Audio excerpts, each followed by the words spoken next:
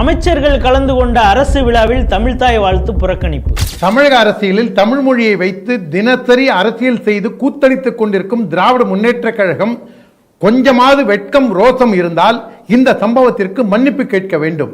இதற்கு முன்பாக தமிழக ஆளுநர் கலந்து கொண்ட நிகழ்ச்சியிலே பாரியவர்கள் செய்த சிறு தவறுக்காக கவர்னரை விழுந்து பிராண்டிய இந்த திராவிட முன்னேற்ற கழகம் அதற்கு முன்பாக அருமை அண்ணன் ஹெச் ராஜா அவர்களின் தகப்பனார் எழுதி வெளிக்கொண்டு வந்த சமஸ்கிருத தமிழ் டிக்ஷனரிக்கு கலந்து கொண்டு தமிழ்தாய் வாழ்த்தின் பொழுது அமர்ந்து கொண்டு தியான நிலையில் இருந்து தமிழ் அன்னையை தொழுத போது சங்கராச்சாரியார் அவர்களை வசைபாடிய இந்த திமுக கும்பல் இப்பொழுது எம்.ஆர்.கே. பன்னீர்செல்வம் தலைமையிலே நடந்த இந்த நிகழ்ச்சிக்கு தமிழ்தாய் வாழ்த்து பாடாமல் புறக்கணித்திருப்பது வன்மையாக கண்டிக்கத்தக்கது. எம்.ஆர்.கே. பன்னீர்செல்வத்தின் தகப்பனார் எம்.ஆர். கிருஷ்ணமூர்த்தி அவர்கள் சுயமரியாதைக்காரர், கருணாநிதியை எதிர்த்து அரசியல் செய்தவர்.